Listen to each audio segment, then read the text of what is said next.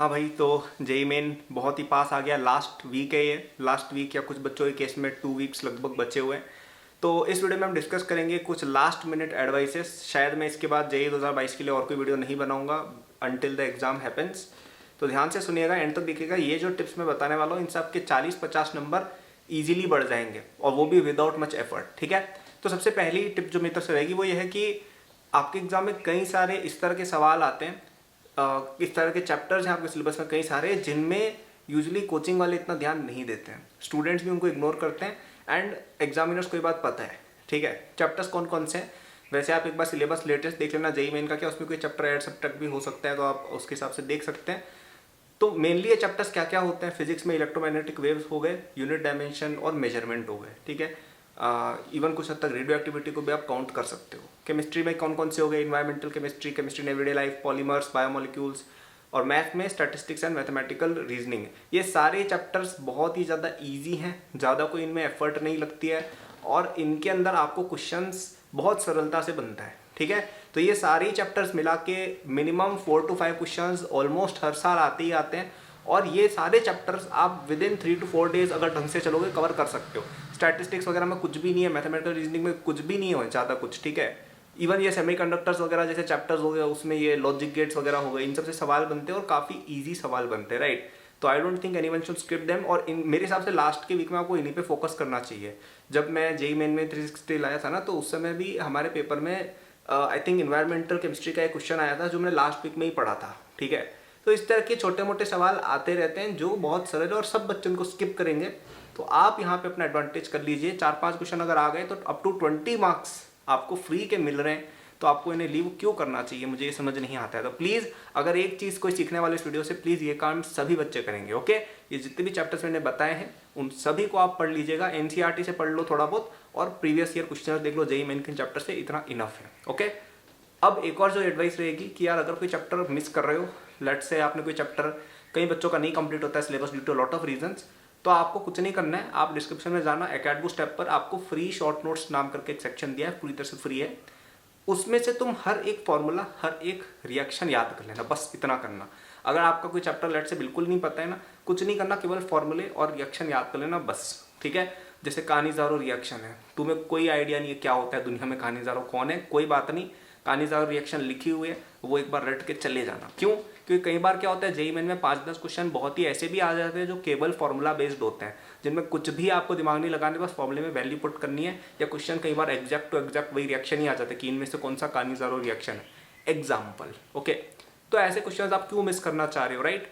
तो प्लीज़ इनको भी आप पढ़ के जाए, फॉर्मूले और रिएक्शन सारे याद करके जाए, कोई चैप्टर मिस हो गया हो। ठीक है, तो ये दोनों चीज़ें अगर आप अप्लाई कर दोगे, कौन कौन सी? फर्स्ट, जो मैंने आपको बताया ना, जो इस तरह के छोटे मोटे चैप्टर्स हैं एनसीईआरटी बेस्ड, या जिनको जेई मेन स्पेसिफिक टॉपिक्स कहा जाता है, हालांकि अब तो जेई एडवांस में भी आते हैं वो सब, तो उनको आप एक बार प्लीज़ पढ़ के जाइएगा।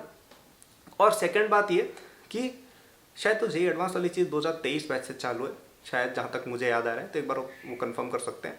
और सेकंड बात ये कि फॉर्मूले और कॉन्सेप्ट्स और जो ये रिएक्शंस हैं वो सारी आप टिप्स पर एकदम याद करके रट के चले जाओ। ये सारा काम एक हफ्ते में आराम से डुएबल है, प्लीज़ इनको करना। और जो बच्चे एकेडबूस्ट में ऑलरेडी पढ़ते हैं हमारे क्रैश कोर्स के अंदर, एक उसके अंदर सेक्शन है क्वेश्चंस प्रैक्टिस वाला, जेई मेन क्वेश्चंस नाम करके प्रैक्टिस है, जो मैंने खुद कवर कर रखा है, ध्यान से देखना। ठीक है, उसमें मैंने लगभग कितने 150-200 क्वेश्चन सॉल्व करा रखे हैं, और उन सभी क्वेश्चंस के अंदर मैंने एक एक कॉन्सेप्ट भी डेमोस्ट्रेट कर रखा है। उनको देख के सभी बच्चे अवश्य चले जाना, ये बहुत ही इफेक्टिव चीज़ है। पिछले 3 साल से बच्चे उसको यूज़ कर रहे हैं और काफ़ी ज़्यादा उनकी हेल्प हो रही है। तो ये जिन भी बच्चों के पास क्रैश कोर्स है, प्लीज़ ये चीज़ करना।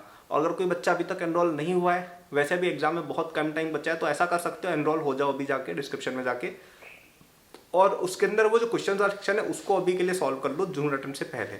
जुलाई अटेम्प्ट और एडवांस में पूरा कोर्स तुम बाद में कर लेना, हो जाएगा। ठीक है, तो आई होप ये वीडियो पसंद आई सभी बच्चों को। रिवाइज करा देता हूँ क्या क्या बोला, फटाफट से, ज़्यादा टाइम लूंगा नहीं। पहला ये बोला कि जो छोटे मोटे चैप्टर्स है कौन कौन से, mathematical reasoning, statistics, chemistry in everyday life, environmental chemistry, polymers और बायोमोलिक्यूल्स, और आपका फिजिक्स में सेमीकंडक्टर्स, उसमें स्पेशली लॉजिक गेट्स वाला पोर्शन, आपका इलेक्ट्रोमैग्नेटिक वेव्स, और आपका रेडियो एक्टिविटी। ये सारे चैप्टर्स पे यूजुअली बच्चे फोकस नहीं करते हैं, इनको आप पढ़ लीजिएगा। एक बार सिलेबस लेटेस्ट वाला भी देख लेना आपका जेई मेन के अंदर, क्योंकि कभी कभी क्या होता है एक आध छोटा छोटा टॉपिक कोई ऐड कर दिया जाता है, तो आपको भी एक आइडिया मिलेगा यार कि कोई ऐसी चीज़ तो नहीं है जो हमने स्किप कर दी थी या हमारे कोचिंग वालों ने स्किप कर दी थी।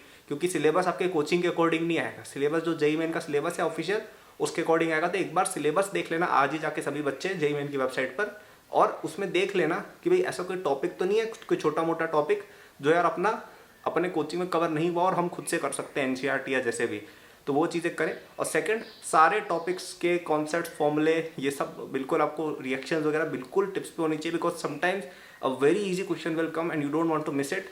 एंड थर्ड, मैंने ये बोला कि जो बच्चे हमारे क्रैश कोर्स में पढ़ते हैं उसमें मेरा क्वेश्चन रिवीजन वाला जो पोर्शन है वो एक बार सभी बच्चे देख के ट्रैक कर सकते हैं। अगर एनरोल्ड नहीं हो डिस्क्रिप्शन में जाके कर सकते हो, ठीक है। तो यार ऑल द बेस्ट यार।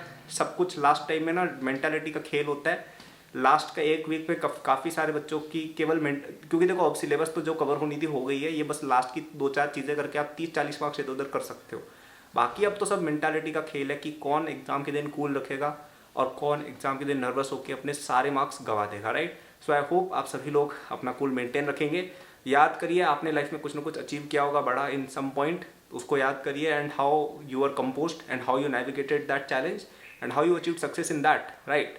और उसी सिनेरियो को रेप्लिकेट करना है आपको अपनी स्ट्रेंथ्स को याद करना है, ठीक है। ऐसा मत करना कि अपनी वीकनेसेस को याद करने लग जाओ कि अरे यार मैथ्स में तो अपना डब्बा गोल है, वो याद ना करें। याद करें कि केमिस्ट्री में आप चैंपियन हैं, ओके।